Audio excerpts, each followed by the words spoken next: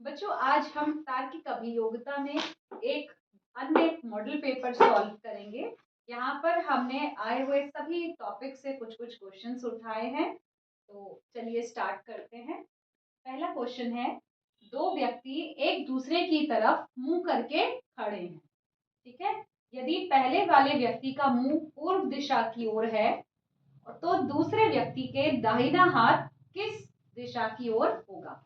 बच्चों, इस तरह के क्वेश्चन में हम क्या करते हैं, हम सबसे पहले दिशा बनाते हैं। क्या करते हैं? दिशा बनाते हैं और उन्हें हम मेंशन कर देते हैं उत्तर, दक्षिण, पूरब और पश्चिम, यानी नॉर्थ, साउथ, ईस्ट, वेस्ट। अब हमारा क्वेश्चन बहुत इजीली हो पाता है। ठीक है। तो यहाँ पर दो जो है व्यक्ति बता रहे हैं, ये खड़े हैं और एक दूसरे की तरफ मुंह कर रखा है, यानी एक का मुंह इस साइड है और दूसरे व्यक्ति का मुंह इस तरफ है। तो जो व्यक्ति इस साइड खड़ा है उसका मुंह पूरब की तरफ है। क्वेश्चन पूछ रहे हैं दूसरा व्यक्ति, यानी ये पहला व्यक्ति जिसका मुंह पूरब की तरफ है और ये दूसरा व्यक्ति जिसका मुंह पश्चिम की तरफ है।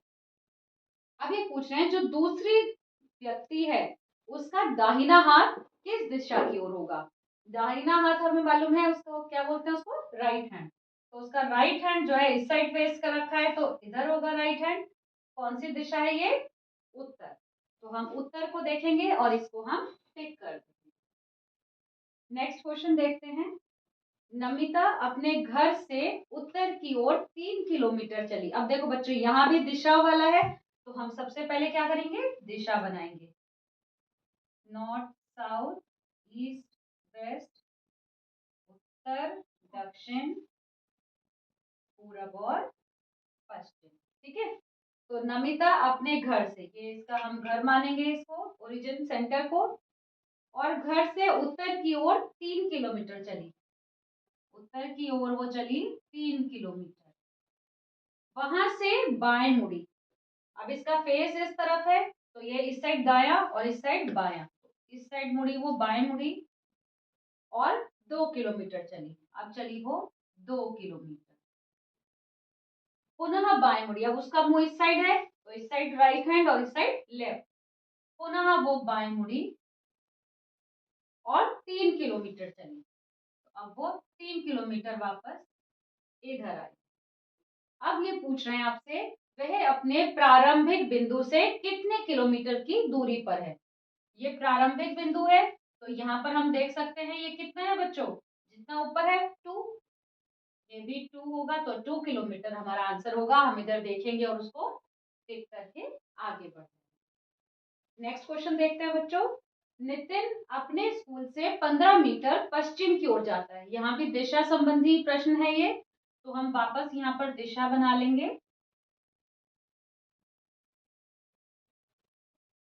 उत्तर, दक्षिण, पूरब और पश्चिम। तो नितिन अपने स्कूल से 15 मीटर, स्कूल हम इसका यही मानेंगे, ओरिजिन से ही हम बच्चों सारे प्रश्न शुरू करते हैं। तो नितिन अपने स्कूल से 15 मीटर पश्चिम की ओर गया है। तो ये पश्चिम की ओर गया है 15 मीटर। तब वह बाईं ओर मुड़ता है और 10 मीटर जाता है। इस साइड ये चल रहा है पश्चिम की ओर, तो इसका दाहिना हाथ उत्तर की तरफ है और बायां दक्षिण की ओर। तो बाईं ओर मुड़ा है और 10 चला है। यहां मुड़कर 10 चला है। वह फिर से बाईं ओर मुड़ता है और 15 मीटर जाता है। अब फिर यहाँ अगर ये नीचे चल रहा है, तो इसका राइट हैंड जो है वो पूरब की ओर है और बायां जो है वो, सॉरी, दायां जो है इसका पश्चिम की ओर है और बायां इसका पूरब की ओर है। तो ये कहाँ जा रहा है, बाईं ओर मुड़ता है और वापस 15 मीटर चलता है। घर की तथा घर जाता है। उसका घर किस दिशा में है। अब ये यहाँ जा रहा है, तो यहाँ से उसका घर किस दिशा में है बच्चों, इधर है इसका घर, यानी कि उत्तर दिशा में इसका घर है। तो हम उत्तर को टिक करेंगे और आगे बढ़ेंगे। अब एक अगला क्वेश्चन देखते हैं बच्चों। रमेश घर से 6 किलोमीटर दक्षिण की ओर जाता है। यहाँ फिर से हमारा ये दिशा संबंधी है, तो हम क्या करेंगे, वापस दिशाएं बनाएंगे।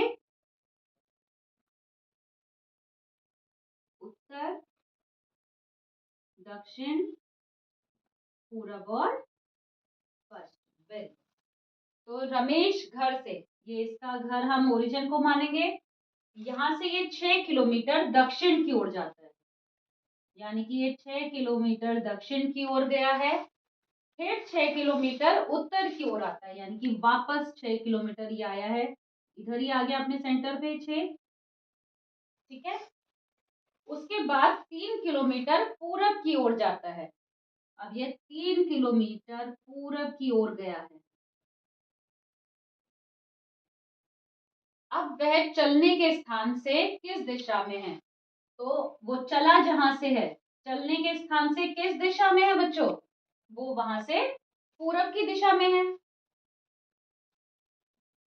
ठीक है, ये हम अपना आंसर टिक करेंगे और आगे बढ़ जाएंगे। अगला प्रश्न देखते हैं। मोहन परिचय कराता है रीना का कि वह उसके पिता की पत्नी के इकलौते भाई की पुत्री है। रीना मोहन की क्या लगती है?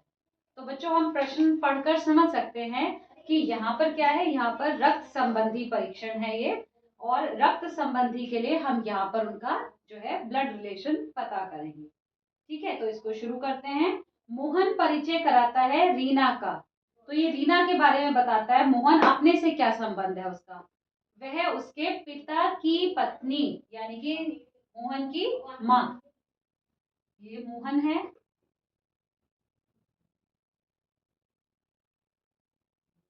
मोहन के पिता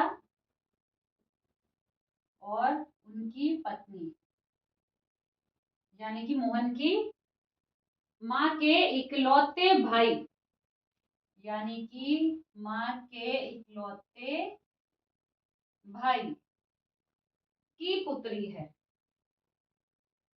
भाई की पुत्री है। और कौन है वो पुत्री? रीना। तो यहाँ पर ये मोहन के मामा हैं, और ये जो लड़की है रीना, ये मोहन की कौन होएगी? ममेरी बहन, ममेरी। तो क्वेश्चन में भाई पूछा है रीना मोहन की क्या लगती है? रीना मोहन की ममेरी बहन लगती है, ये हम टिक करेंगे और अगले प्रश्न की ओर चलेंगे। राधिका ने एक लड़के की ओर इशारा करते हुए कहा, यानी कि अब राधिका बता रही है संबंध एक लड़के से। वह मेरे दादा की, अब इसे हम बनाना शुरू करते हैं साथ के साथ। ये राधिका है, वह मेरे दादा की, यानी कि राधिका के दादा, दादा की इकलौती संतान, यानी कि राधिका के पिता होंगे वो, इकलौती संतान यानी कि पिता, राधिका के पिता का पुत्र है, यानी कि इन्हीं का वो पुत्र है। तो अब आप देख सकते हैं बच्चों कि ये राधिका के दादा के पिता, दादा के पुत्र, यानी राधिका के पिता, राधिका के पिता का पुत्र, यानी राधिका का कौन लगा? वो भाई, राधिका का भाई। तो राधिका उस लड़के से क्या संबंध है? राधिका उसकी कौन हुई? राधिका उसकी हुई बहन।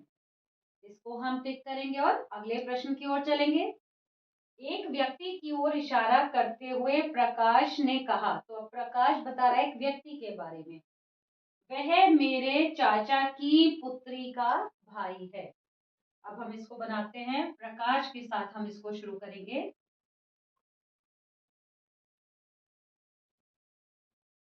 प्रकाश ने कहा वह मेरे चाचा, यानी कि प्रकाश के चाचा की पुत्री का भाई, चाचा की पुत्री,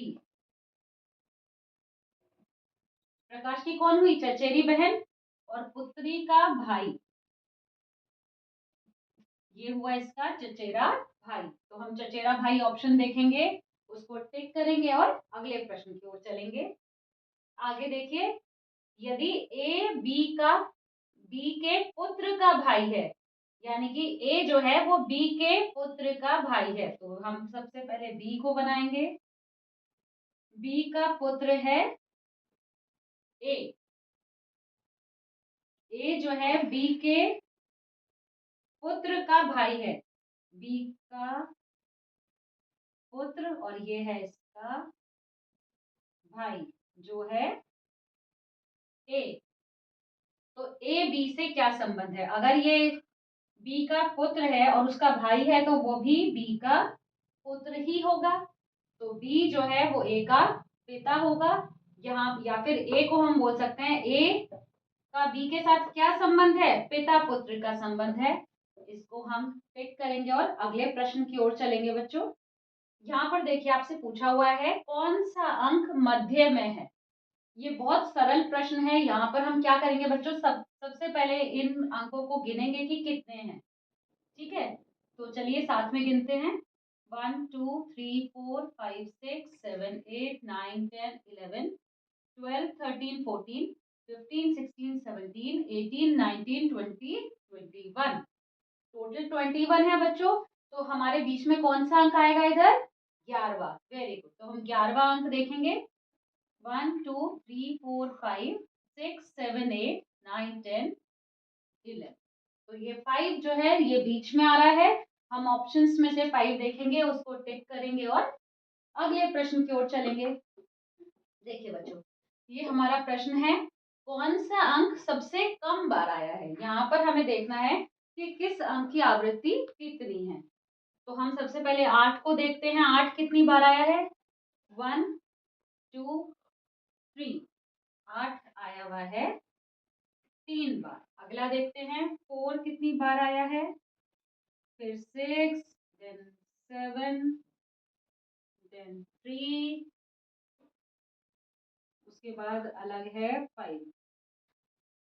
कोई रह गया बच्चों?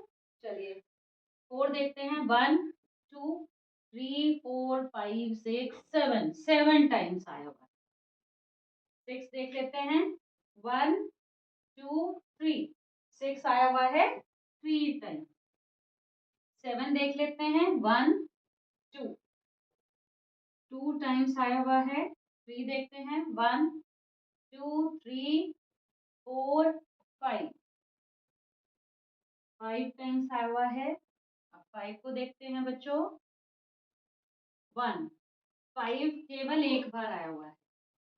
तो अब यहाँ पर हमसे पूछा है कि सबसे कम बार कौन सा अंक आया है। तो हमारा आंसर आया है 5।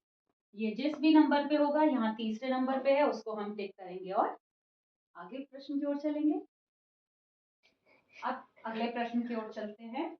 यहाँ पर हमारे सामने एक प्रश्न आया हुआ है अगर संख्या 68715492 के सभी अंकों को बाएं से दाएं घटते क्रम में लिखें तो अंकों के कितने अंकों के स्थान में परिवर्तन नहीं होगा। बच्चों ये बस ये समझिए कि इधर हमें क्रम कैसा बनाना है, उसके बाद ये प्रश्न बहुत सरलता से आपका हल हो जाएगा। तो देखिए इसको हम करके देखते हैं। हमारा नंबर है 6 8 7 1 5 4 9 और 2। अब इसे हमें घटते क्रम में लगाना है, यानी कि सबसे पहले 9 8 7 6 5 4, 3 नहीं है इधर, तो 2 और 1। अब हम देखेंगे इनमें से कितने अंक हैं जो अपने ही स्थान पर हैं। ये हम देखेंगे 8 7 5 4, यानी कि 4 अंक जो है उनके स्थान में कोई परिवर्तन नहीं हुआ है। तो ये हमारा जहां भी हमें 4 दिखेगा हम उसको टिक करेंगे और अगले प्रश्न की ओर चलेंगे। अगला प्रश्न देखते हैं। संख्या 32146598 में कितने अंकों की स्थिति समान रहेगी जब अंकों को आरोही क्रम में व्यवस्थित किया जाएगा। तो सेम जैसे हमने अभी वो प्रश्न किया है उसी तरह ये वाला करेंगे हम।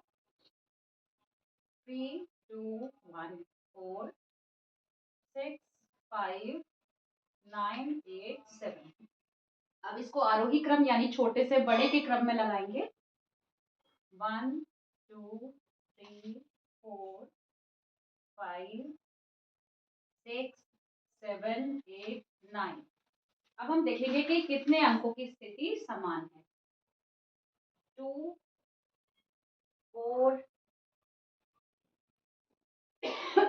और एक ये 8, यानी कि 3 अंक हैं जो अपनी पुनः उसी स्थिति पर हैं। तो 3 हमें जहां दिखेगा हम उसको टिक करेंगे और अगले प्रश्न की ओर बढ़ेंगे।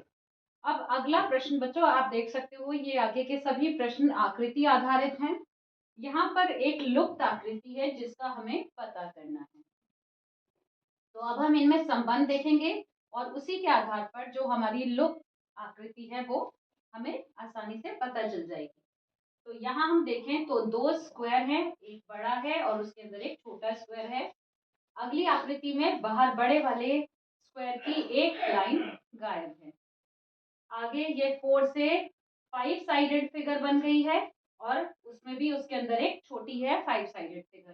तो हमारी उत्तर आकृति होगी 5 लाइन वाली, है ना। एक पेंटागन ही होगा और उसके नीचे की साइड गायब होनी चाहिए क्योंकि यहाँ पर वो गायब है सेकंड में। तो यहाँ हम देखेंगे, ये देखिए ये उल्टा बना हुआ है तो ये तो होगा ही नहीं क्योंकि यहाँ पर ये सेम है। तो यहाँ हम इसको टिक कर देंगे और अगले प्रश्न की ओर चलेंगे बच्चों। यहाँ आप इसको बहुत आसानी से देख सकते हो, ये 3 साइडेड 4 5, तो अगला कौन सा होगा 6 साइडेड। तो हम 6 साइडेड वाले फिगर को टिक करेंगे और आगे बढ़ जाएंगे। अब यहाँ पर हमारी जो आकृति है वो घूम रही है, किस दिशा में, घड़ी की दिशा में ही घूम रहा है। तो ये देखिए ये टेढ़ा था, अब ये घड़ी की दिशा में नीचे घूम गया है। तो इसी तरह से ये वाली जो फिगर है ये भी हमारी घड़ी की दिशा में घूमेगी, उसको हम टिक करेंगे और आगे बढ़ेंगे। आगे देखिए ये 3 साइडेड 4 साइडेड 5 साइडेड तो 6 साइडेड, सारे 6 साइडेड ही हैं। तो हम कुछ और इनमें हम संबंध ढूंढेंगे। यहाँ पर उसी के अंदर उसी के जैसा दूसरा बना हुआ है और एक लाइन से कट है। उसके बाद 2 बने हैं अलग अलग, फिर से एक ही उसी के जैसा सेम, जैसे 5 साइडेड पेंटागन है तो एक और पेंटागन बना हुआ है पंचकोण और वो एक लाइन से कट है। तो अब जो 6 साइडेड होगा उसके 2 हिस्से ऐसे बनने चाहिए और वो आपस में अलग होने चाहिए। यहाँ पर वो एक ही लाइन है, 2 होने चाहिए, गलत है ये। यहाँ पर ये जुड़े हुए नहीं है तो ये भी नहीं होगा। ये ठीक है क्योंकि ये दोनों अलग है, जैसे यहाँ पर है। यहाँ पर ये जुड़े हुए हैं तो ये भी नहीं होगा। इसको हम टिक करेंगे और अपने अगले प्रश्न की ओर चलेंगे। यहाँ पर आप देख सकते हैं बच्चों, ये जो है 6 साइडेड फिगर है और इसके अंदर 6 ही लाइंस हैं और वो इन लाइंस के सामने आ रहा है इसका बिंदु। तो यहाँ पर 4 साइडेड है तो 4 साइडेड ही फिगर होगी इसी तरह की। तो इसी तरह की ये 2 फिगर हैं, इन्हीं दोनों में से हमारा आंसर होगा। अब यहाँ पर वो तिरछी लाइनें हैं तो हमारे अकॉर्डिंग इस तरह की फिगर बननी चाहिए, बिल्कुल ये हमें इधर दिख रही है तो इसको हम टिक करेंगे और इस प्रकार अपने सभी क्वेश्चंस को हम आसानी से सरलता से हल कर सकते हैं। तो बच्चों आज के इस अभ्यास में हमने सीखा कि हम तार्किक अभियोग्यता आधारित प्रश्नों को किस प्रकार आसानी से हल कर सकते हैं। तो आप ऐसे ही अभ्यास करते रहिए, सीखते रहिए, आगे बढ़ते रहिए। फिर मिलेंगे अगले अंक में, तब तक के लिए बाय बाय।